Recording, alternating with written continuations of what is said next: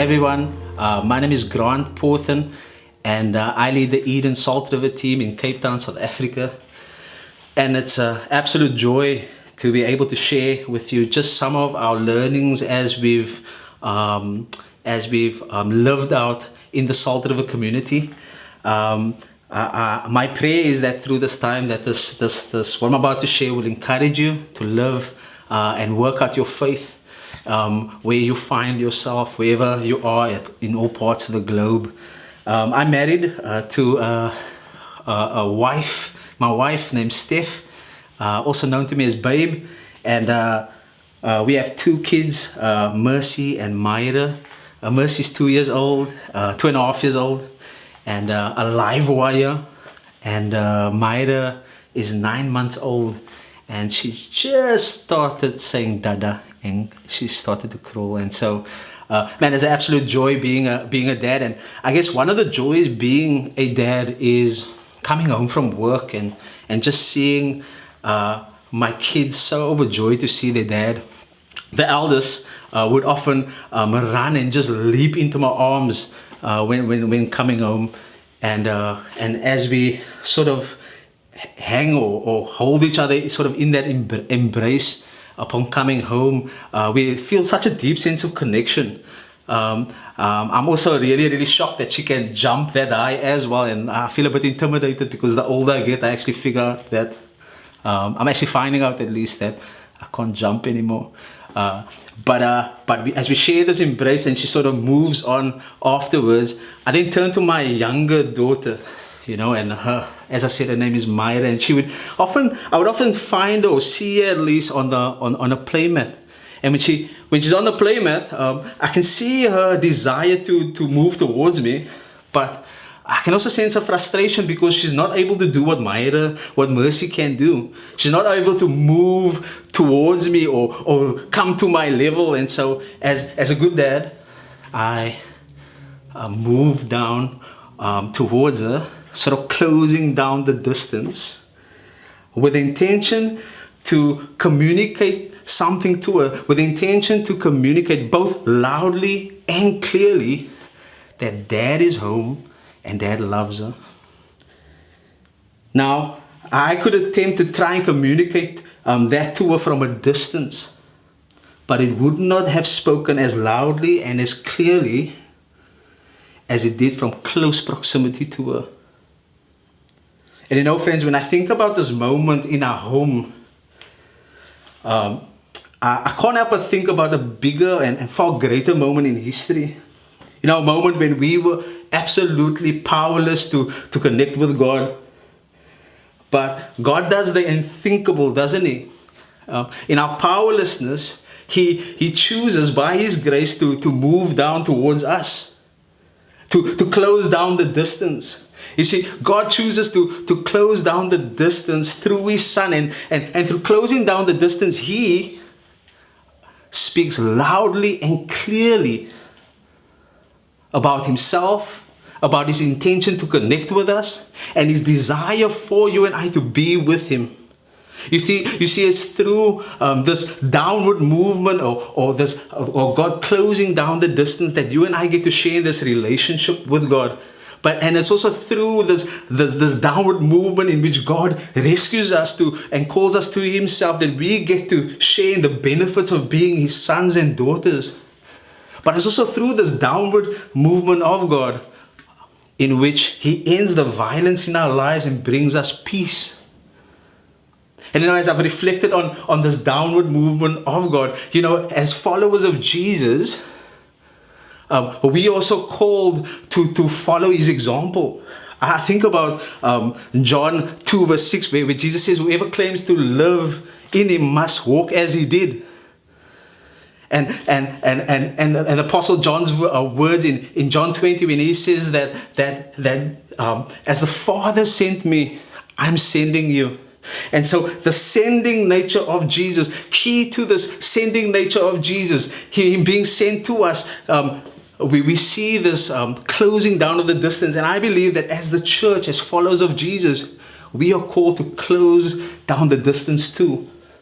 So wherever you find yourself, we are called to close down the distance in these tough communities. And you see, it's as we do this, as we close down the distance and move towards those in the margins, towards those who are not powerless, towards those who often don't have a voice in our society, that we communicate both loudly and clearly to them through this movement that Jesus loves them, He cares for them, and He desires to be with them. Over the last couple of years, our team has sort of closed down the distance in the community of Salt River, and we've learned a couple of things that have helped us on the way, a couple of things that have sort of encouraged us, but have also just been helpful principles as we've lived intentionally in that space. I've chosen just 3 things to share with you today that I'm hoping and praying will be encouragement to you as you look to live out your faith wherever you are. First thing I want to share with you is team. As we reflect on and explore the New Testament picture of mission, it's not hard for us to see as we sort of look at the pages and read the pages throughout the New Testament that it's a picture of a team on mission.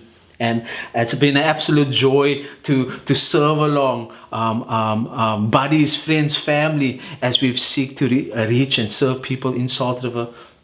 Here's a picture of our team. As you'll see that they are a diverse group of people. We all look different, very, very colorful. And I might add that this picture that you're seeing of team is an absolute anomaly in the context of South Africa. We still live with a legacy of a destructive past, apartheid that chose to segregate people and discriminate against people based on the color of their skin. And so, in a sense, what apartheid did, it pigeonholed people in different areas. And so certain people had access and others didn't.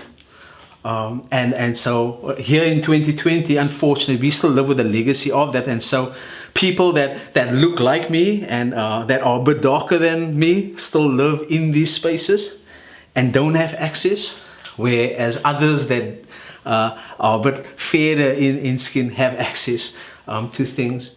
And so while there were intentional steps to separate people, we believe that a prophetic picture within the South African context is to take intentional steps to move towards each other and to love and build communities that are representative of the kingdom. The kingdom, the Bible speaks about the kingdom being a kingdom of people that will come from every tribe and every nation, that will glorify God and worship God. And so, in a sense, what we want to live in, out at least in the South African context, is showing people this picture of this diverse community worshiping God. Within the South African context, this prophetic picture speaks quite powerfully. And so it's been a joy being able to serve with the folk that you saw in that picture. What's encouraged me about this team as well, most of them could, I would say maybe 85 or 90% of them could stay anywhere they wanted to in Cape Town, but they chose to live in this neighborhood. They chose to live in this neighborhood. I think about one author. He says that our faith always has a postal code. Our faith always has a postal code. And I'm encouraged by this team because they've made their postal code Salt River, South Africa. And here's a couple of things that that's been encouraging as and that's really sort of enforced the idea that living as team on mission is absolutely important. Firstly, team is important because as we love our team, it shows and is a symbol to those that we are serving that of our salvation. Living out as team in community is a symbol or a sign to the people that we are serving of our salvation. I love the Apostle Paul's words in Philippians 1 verse 27 to 28. The picture there Paul gives us. He encourages those believers to stride side by side for the gospel. not being frightened of anything. And so here we get two pictures that ought to mark the church, to mark our teams as we live for the cause of Christ in this neighborhood. The first being a unified force, but the second being that we are absolutely fearless. And Paul says, and encourages this church, he says that as we live out these two marks within the place that we find ourselves, that will be a sign of our salvation and their destruction. And so as a team in Salt River, we've really tried to pursue embodying these, both unity and fearlessness. And I must admit, there's been moments in our experience where we've often tried to, or caused us to shrink back through great challenges in our community. But the encouraging thing is that in this moment of challenges and fear and insecurity, that we get to spur one another on and encourage one another in the midst of this. Just a couple of months ago, a prominent gang leader was killed in Salt River. His home, outside his home, just around the corner from where we stay. And the community was absolutely gripped with fear. And so one of our rhythms as a team in Salt River is that we'd often meet to pray Tuesday mornings and Fridays. And this guy was shot on the Friday morning, and we were due to pray the evening. And as we were having a conversation as team, just to think about, man, should we go out? Shouldn't we go out? And I was so encouraged by one of our team members that said, man, let's go out, let's pray, let's not shrink back, but let's move towards and engage community, even in the midst of this situation. And we actually ended up praying and moving to the street where the guy was killed, and we got to connect with family members and pray for them. And so in the moment of challenge, we've actually found that, man, even in the moment of challenge and fear, that we serve each other by encouraging one another to not shrink back, but to engage in moments of fear. When we shrink back, we often miss out on the opportunity of what God wants to do in our neighborhood. Another thing of the importance of team, and I've touched on it briefly, is that it forms as a means of encouragement. If you're anything like us, man, living within a tough neighborhood, it has many challenges, many challenges, immense poverty, crime, and in our heart neck of the neighborhood, gentrification is a big thing, pushing people out, and so grappling with neighbors being moved out is an immense challenge for us. And so seeing people that we love being pushed out of the neighborhood, seeing our neighbors being pushed out, seeing all these challenges within the neighborhood, it can be very deflating. One of the challenges that we really felt within our context is one of the other ones, at least, is a guy by the name of Sheldon that came to faith, heroin addict. But through Jesus, he was restored. But his story was one where there were so many ups and downs. And I remember as a team that every time that Sheldon went missing and got caught up in the cycle of heroin again, our team were absolutely sort of discouraged in that moment. But I can just remember every time we met how we sort of just held one another up in prayer and just spurred one another on to continue to trust God in the midst of those moments. Praise God that after all this time, Sheldon has got victory over heroin. He's plugged into Jesus and is actually part of our team right now. Secondly, I want to share. Second thing I want to share to you is time. As a team that has moved into our neighborhood to close down the distance, we've come to learn that this is a marathon and not a sprint. It's words like plodding and endurance. They really resonate with us as a team.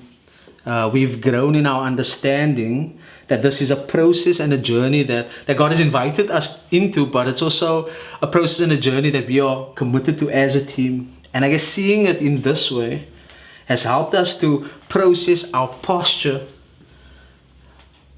which in turn has determined our pace as we've engaged the community. as I reflect on Jesus' posture in ministry, it's a posture of humility. And there are a couple of sort of marks or hallmarks of his humility as we read the pages of throughout the gospel. And let me mention a few. We often find Jesus stopping when he was called to actually move, when he was pressured to move on. I think about the blind man who cries out to Jesus, and his disciples sort of encouraging Jesus to sort of move on and not care for him. But Jesus, he stops. And so I feel like in communities where, especially in the context that we find ourselves in, where everything is go, go, go, we need to pause and take the time to see. And that's the second thing that we actually see in that same story, that when Jesus stopped, he saw the man's situation, and that gave him an opportunity to engage it. And so Jesus stops, he sees, but he also listens. One really cool story that I love, absolutely love, is John 4, where Jesus engages the Samaritan woman. It's probably one of the longest sort of stories recorded in the Gospels. And the story is incredible because this woman is totally transformed by Jesus. And she becomes like this amazing missionary to a community. But what strikes me about sort of the human nature, just in terms of the dialogue, is that Jesus took the time to have that conversation. He took the time to listen to this lady. And so Jesus stops, he sees, but he also listens. And as disciples of Jesus, sort of engaging these different communities, we need to embody this as this posture as we engage these communities. You see, it's possible to adopt an approach where we serve without bearing these marks, isn't it? And the challenge is that when we adopt this approach, people don't get the sense that they are people with inherent value given to them by God. Instead, they get an impression from us that they are projects that are in need of reprogramming. I love this quote by a guy that wrote a book. His name is Hugh Halter. He wrote a book on the Incarnation called Flesh. He says this on this topic. He says, people are not projects to be preached at or demographics to be reprogrammed. Humans should never be generalized, categorized, judged, or underestimated. He says every person is a story rich with history, experiences, creative potential, strength, weaknesses, clarity, and blindness. And what I love about this quote is that it really highlights our need to see people not as projects, but also to see them as people that have a rich story. And I believe that key to this process is as we've sort of engaged community in the community of Salt River, is key to this is listening to people's stories.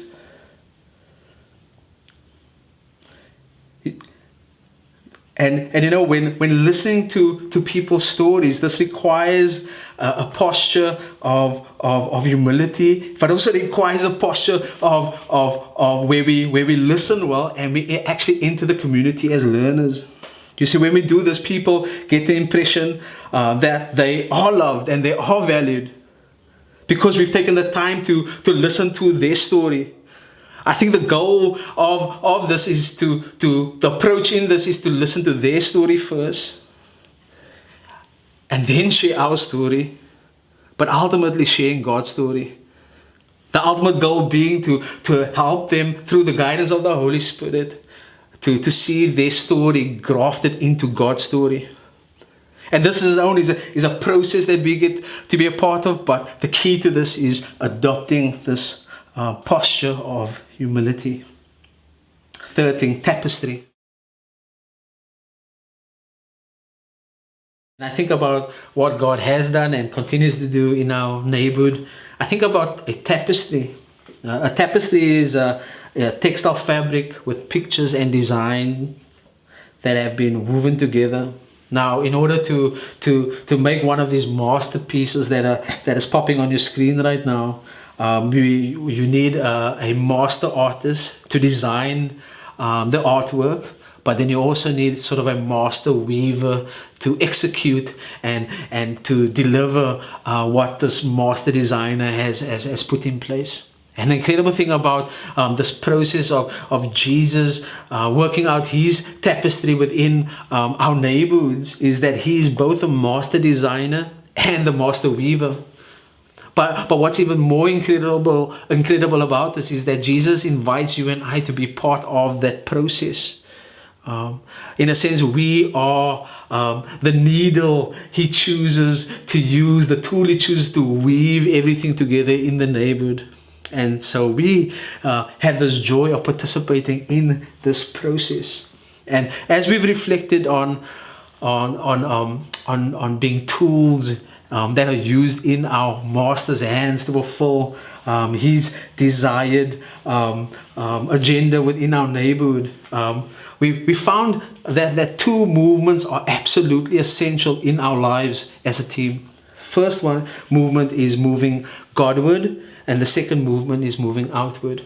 And we see this moving Godward and outward movement through the life of Jesus. Jesus would often retreat to be with the Father, which will fuel his mission. Mike Breen puts it this way in his book, Building a Discipleship Culture. He says, speaking on this upward and outward movement of Jesus, he says that Jesus inhaled the Father's presence and breathed out the Father's will. He inhaled the Father's presence through moving Godward, and he breathed out his Father's presence. And in doing this, Jesus expresses his dependence on moving towards the Father to fulfilling his will. And as disciples and followers of Jesus that are counting the cost to follow him, we are called to move Godward and then move outward too. As we move Godward, we realize a couple of things. We realize our need for the gospel. We realize that man, we are sinners that have been saved by grace, and now we have the benefits of the gospel in which we are seated with him, loved by him, accepted by him, and known by him. And this is absolutely critical when engaging communities, because so often we could be tempted to move towards these neighborhoods or mission in these neighborhoods to get what we already have. So we could be tempted to move towards mission to be seen or to be heard or to be known or to be loved, when it's clear that through the gospel, the blessings and the benefits that we have through Jesus is that we are accepted, we are loved, we are known, we are seen, which creates so much rest in mission. Secondly, we are empowered to make an impact as we move Godward. I think Jesus was clear in John 15 when he says, invites us to abide in him, to dwell with him, to make our home in him through John 15. But it's also equally important to see the effects of, as we abide in Jesus. He says that we will bear much fruit. We will bear much fruit, and fruit that will last. And so if we want to be a people of impact and effective people on mission in our neighborhoods, key to this is moving Godward and being with Jesus. But we also want to be a people that are marked by going outward. As we spend our time with Jesus, being fueled by him, it propels us to love and service to our neighbor. And it's been incredible to see how God has given expression throughout our team through the ways that they've served within our neighborhood. Our teams serve often just by building relationally and being a neighbor to their neighbors. I think of Gail that would often just meet up with a friend, her Muslim neighbor, and just do walks with her and do life with her and pray with her and share Jesus with her. And so part of this mission is just being intentional about being in relationships and being a neighbor to our neighbors.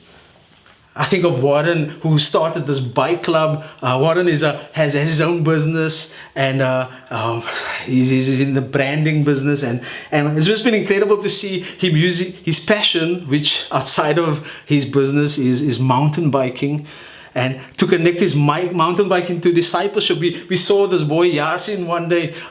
This boy sort of he had the screwdriver in his hand, just ready to stab someone. And so Warren and I, we sort of stepped in and stopped this guy, and Warren started this bike club.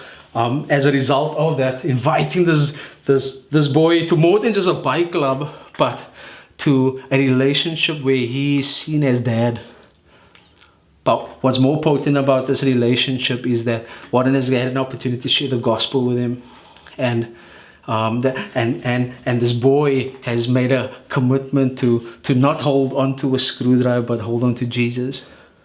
His discipleship to this boy is still ongoing, and it's been such an amazing to see the process of transformation, not only in him but in his friends as well. Another expression is that we have in our neighborhood is kids club that serves kids in the community. About 50 to 60 kids weekly, where we get to share the gospel to kids in primary school every week, led by one of our team members, Adrian.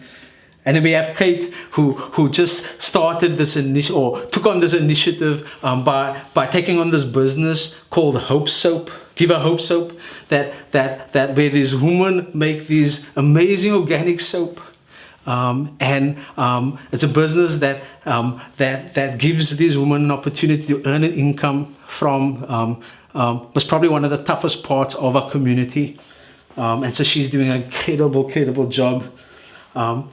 One of the other expressions is the youth hub that we started just at the beginning of the year, where we started this hub just to provide a platform for kids to have extra education through iLearning space, and through this initiative, we have kids that come there every day just because they need a space to learn.